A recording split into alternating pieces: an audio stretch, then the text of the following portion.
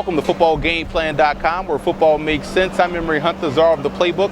Bring you a 2013 NFL Draft Special on the Buffalo Bills. We're handing out draft grades, and we're going to take a look at every last selection that was made this past April, as well as some undrafted free agents that you want to keep an eye on. The Buffalo Bills wanted to come into this draft and find their franchise quarterback, or at least upgrade the talent at that position. And they were able to do that with E.J. Manuel, a guy I've given a third-round grade to.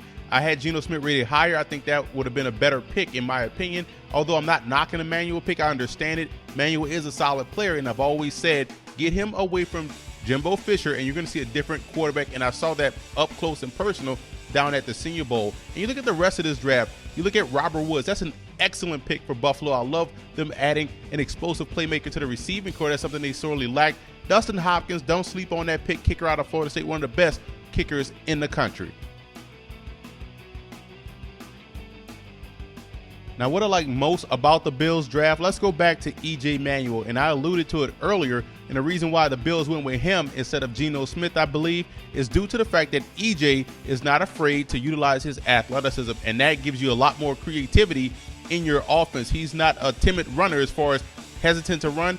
He will get out there and take off and pick up yards and chunks with his legs, but also has the deep ball accuracy to stretch the field vertically. That's why they add a guy like Robert Woods to go along with Stevie Johnson. And I look at C.J. Spiller being a direct beneficiary of a guy like E.J. Manuel back there. When you have a quarterback that has a threat to run, it makes everything open up for the running game. So I wouldn't be surprised to see a guy like Spiller get 1,600 yards this season for the Buffalo Bills. That's why E.J. Manuel went ahead of a guy like Geno Smith to the Buffalo Bills. He gives you more athletically on the ground than does Geno Smith, although Geno Smith is the better passer.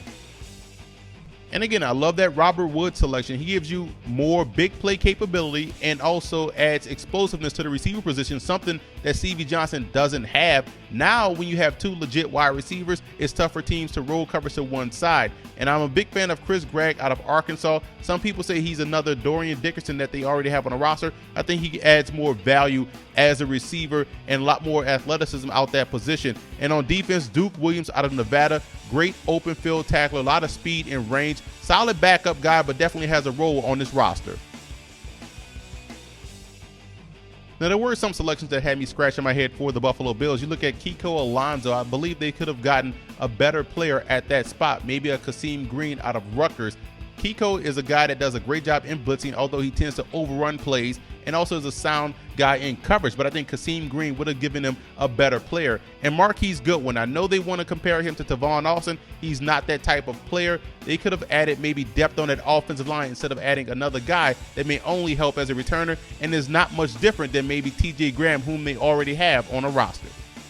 The Bills have a boatload of undrafted free agents that could surprise and make the roster, and quite honestly, their undrafted free agent list looks a lot better than some teams' draft selections. And let's start with Derek Rogers out of Tennessee Tech, formerly of the University of Tennessee. Here's a guy that reminds me a lot of Anquan Bolden. I gave him a second-round grade, and for him to go undrafted, the Bills definitely got a steal.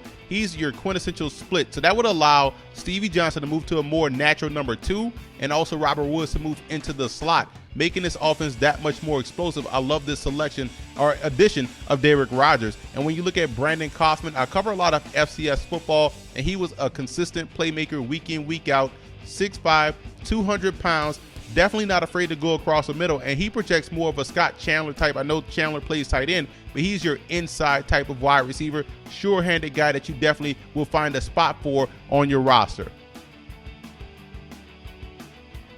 Keith Pugh is one of my favorite linebacker prospects in this draft. I've given him a second-round grade. This guy, three-time All-American, dominant at the FCS level, and I think he provides value as both as an outside rusher and an inside linebacker in a 3-4 defense. I actually like him more than Kiko Alonso, so the Bills fans will be happy with this selection. He's a leader, he's enthusiastic, and you can tell he really loves to play the game of football. And when you look at Jordan Dangerfield out of Townsend, you look at a guy that can play a lot like Duke Williams, whom they drafted out of Nevada. But when you look at his skill set, sideline to sideline, great range, and showed up versus the big competition. Had a great game versus LSU, had a big game versus Maryland. You see right there versus Kent State and Indiana. This guy can play some football and is a very good open field tackler.